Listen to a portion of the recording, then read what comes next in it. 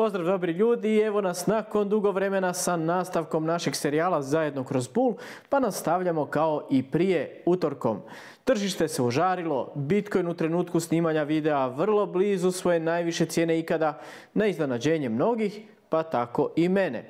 Ali kako to biva, očekuj neočekivano i pripremi se za različite scenarije.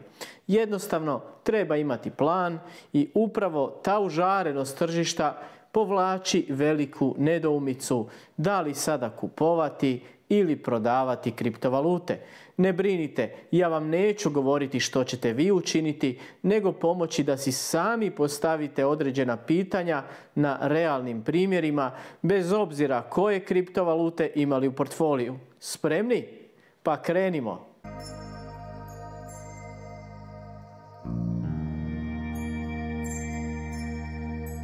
Samo da napomenem prije nego nastavimo da cijelu playlistu serijala Zajedno kroz bull možete pronaći i u opisu videa. Oni su itekako aktualni i vjerujem da možete iz njih naučiti nešto novo.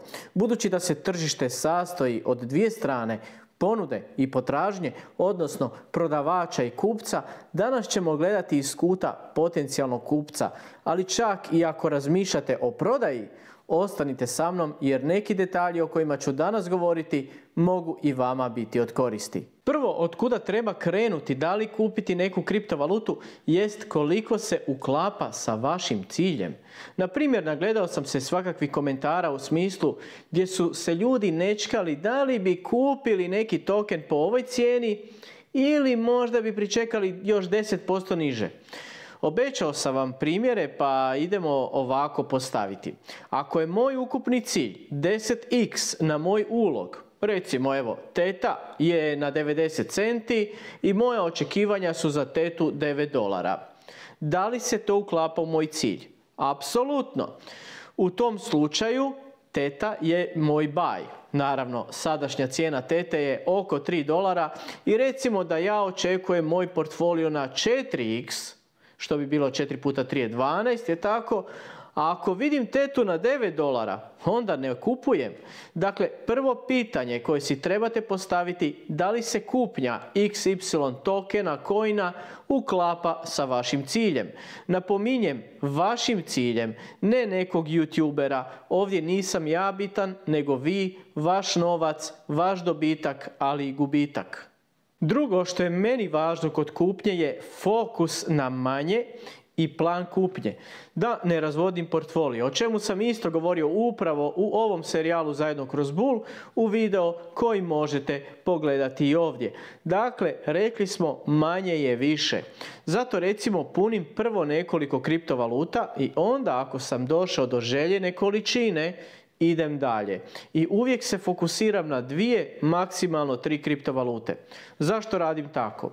Zato jer imam cilj i koliko želim imati neke kriptovalute za ostvarenje svog glavnog cilja.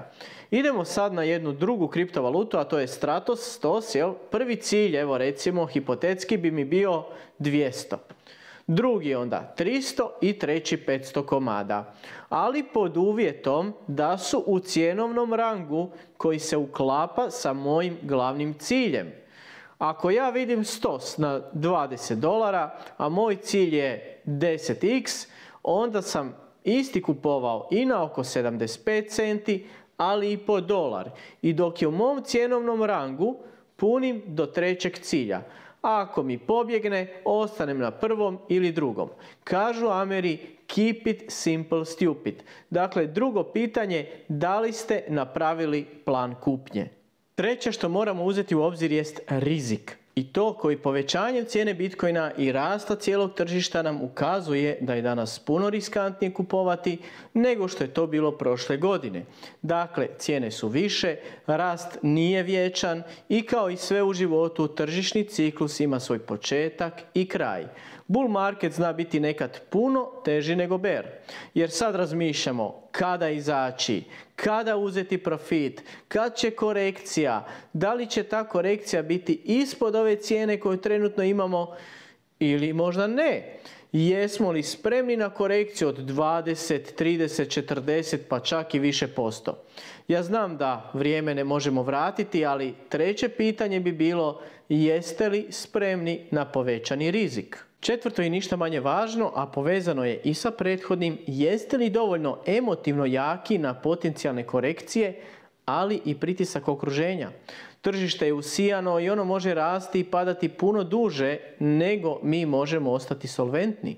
Zato trebate biti spremni da potencijalna korekcija Bitcoina može nastupiti vrlo brzo, ali ako nastupi za recimo 2, 3 ili 4 tjedna, u međuvremenu altcoini mogu napraviti možda i 2 ili 3x i kad nastupi ta korekcija, oni će pasti na višu cijenu nego prije, odnosno nego sada. Kako sam obećao, stavit ću vam primjer, ovaj put link, i sad vi ste htjeli kupiti link ovdje gdje se križaju ove žute linije i svi pričaju, a sad će korekcija i vi čekate. Link u malo više od mjesec dana skoči preko 280% i napokon dođe korekcija, ali na oko 50% skuplju cijenu nego što ste vi htjeli kupiti. Tako da evo, dobro razmislite. Za kraj ću podijeliti sa vama jedan odličan prikaz koji sam još prije podijelio sa članovima kanala i kojima se ovim putem zahvaljujem na podršci.